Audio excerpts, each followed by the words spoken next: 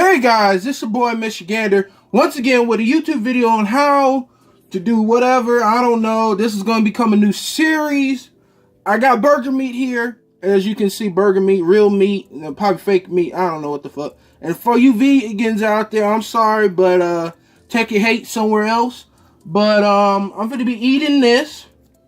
I'm going to be making something. I'm going to show you how I make hamburgers. My way, frying them, and yeah, let's see. I start off with some of this. You can do whatever you want with the hamburger, but I start off with basil leaves. Put it on there. Just sprinkle it on there, as you can see. Try to get some of them herbs in there, something that will boost the taste value of your meat. You want to rub that in there, but we're not done. We ain't gonna rub it in there now. And always have a clean pan. I already have a clean pan. Having some other stuff. Some pots and pans on things. Somebody was cooking early and then not clean really. For the other greens, we use cilantro. Cilantro right here. So I can get that on the camera.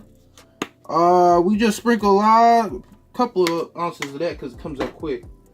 And then my signature, no, I'm playing not my signature, but I use Memphis barbecue style rub or whatever in here, and you just need these two things. This is your everything right here. This is gonna boost it up, but you don't need too much of that. Now put up your ingredients. You can find probably this stuff in your local store, anything. Now you can mix it up. So yeah, so basically you can find this in your local store. Anything that you find in your cabinet, make your burger. For me, I leave it on the side of, I think, a couple of minutes on each side. If you're trying to make you a big burger, you probably need a lot more meat because it's finna shrink. Like, it's finna shrink up like that. And you don't want it shrinking. And you want to always have your hands probably wet or dry, because sometimes the burger meat sticks and then gets in your nails and stuff if women are out there looking at this video now. What else? Just massage your herbs, your spices into your meat. Do it as much as you can. And yeah, basically just do that a lot of times. Flip it over if you need to get that stuff from the bottom. Put it in the middle of it. And now, like what I like to do, I usually like to put it on like a piece of paper or anything, get a separate piece, flatten it out on there, and yeah, let me put that to the side. Get like a separate piece to whatever I am doing, because the thing about it, it's how you make the burger. With me, I make it how I do. And I just take a little bit of a paper towel. Some people would probably take other things. I try to put like probably one or two on here, because the blood is finna drip. So take from the beef. And how much beef do you take from this to make a giant burger? You probably want to cut half that off and just space it out with your fingers. Just space it out with your fingers, and then you'll have everything that you want. You hear me on there? So, guys, Michiganders, let's get to cooking. This is gonna be a raw footage of it, of me cooking. So, I have my burger meat, big meat. You can use any type of burger meat. If I didn't say that before, I have grass-fed beef, but this is regular beef. It's not grass-fed. I take the grass-fed over this because it tastes a lot more better. The spices in the beef already, or how the meat is tasting, it's pretty good. This one's more of an oily meat. That right there is like a finer, grainer meat that ain't oily, ain't gonna probably give you heartburn after a while. But this meat, will give you that. So let me see here. Roll it up in a ball. And that's what they taught me in back in the day school. Roll it up in a ball. Go about your business. Make you a burger. Preheat your pan. If I did not say that before, preheat your pan. I put a stick of butter in everything I put in. I put it in. salted or unsalted. I take the unsalted butter because you don't want that getting into the meat. But butter allows them juices to stay trapped in there, because guess what? It's already oily. You already got everything in it, and you really don't want that in your meat too much. But you want it in there. Probably gives a little if you didn't put salt in there. So only cut off a couple of, if I put that on, cut off like an ounce of it. Put it in your pan. Let me see if I can get that. So I put it in my pan. Put that to the side. Move it around. Let the oil get on there. You put it on the edges. You can see, oops, sorry. As you can see here, put it on the edges. Move it around. Do what you need to do. And get it to melting quickly. And you do not want to melt it until it burns.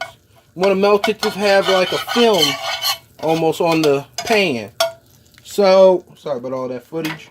So, as you can see, back to what I was saying about the beef. About the beef here.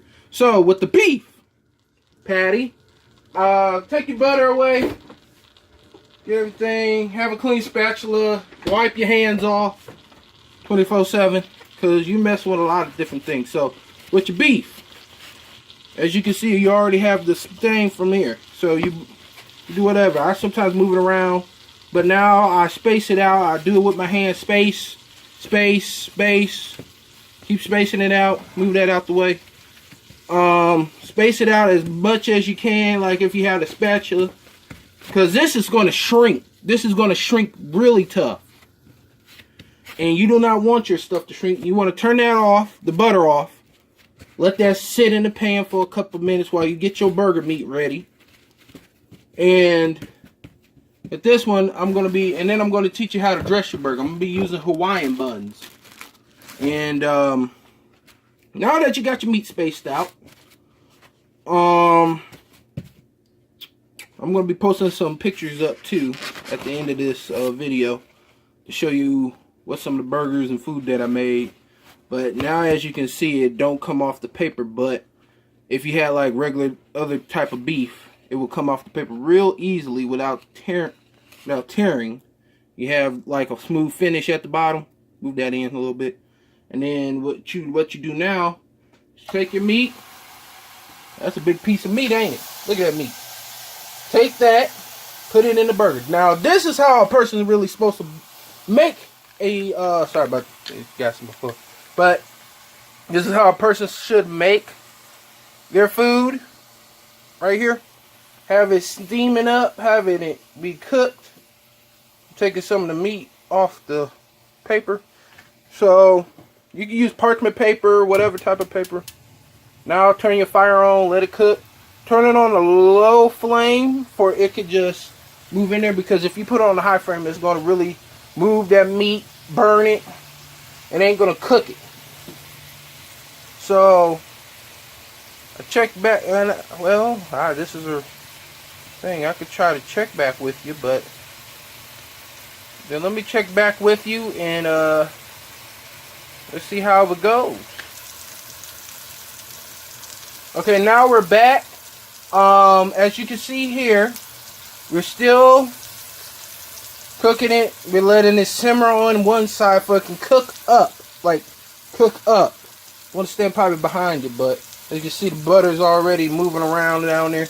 Already got the other burger patty ready to go. So, once this, because I want to tell you like this, the heat rises. Once the heat rises through the patty, like through here, it will rise up and then cook from the middle. Then you flip, and that keeps it from like shrinking, because now you can probably flip it on to his other side and do some other things. But you want to keep it on that side for as long as you can. Flip it as much as you can, and then you have a burger.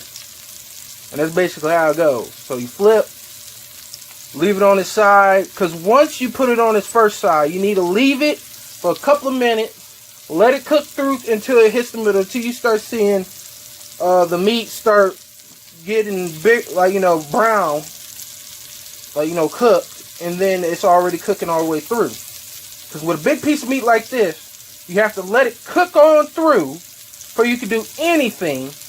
And then, like, well, if you was trying to make a steak and shake burger, that's going to cook real fast, so it's going to shrink. You need to move that thing around 24/7. And you can do the same method, leave it on the side, let it cook up, but it's going to cook fast. This one is to cook slow, as you can see. And it's already having its own oil, so it's going to mix it within the butter. And you want to make sure it's good. And I'm not flipping it yet. I'm just moving it around so it won't stick to the pan. This is a non-stick pan. Wish I had a non-stick pan. Shoot, that'd be awesome. But yeah, it's gonna cook. You're gonna see how it goes, and I'll probably put this on here. YouTube videoed it. I don't know what else, but yeah. So check back with you when I start dressing it up, because this is gonna take too long. And like I said before, comment, rate, and subscribe to this video, and like the video. Give me to like 500 likes. I know you see me cooking a burger, but I'm telling you how the burger is cooked, how the burger is being done. And you do this on both sides. You leave one side already on there, cooking it up, cook up, and then flip the burger, cook it down, let it do the same thing, and then you have a finished product. So this been your buddy Michigander. Like, comment, rate, and subscribe. Get me to like 500 likes. Get me to 500 subscribers. And guess what? I'll try to bring out more videos, cooking videos. I am going to be doing a video in November for the Grand Rapids Comic-Con. If you want to come out for that, onto my video, and come out to support your Grand Rapids people, guess what? That is a great place to go. And then I'm going to be filming a sneak peek, if possible, if they allow me to. And give me a lot of praise to see if I could get this playmat for this next time. This has been like the 100th time I did not get a playmat. So, this has been your boy Michigander. Watch out for the next videos. Goodbye.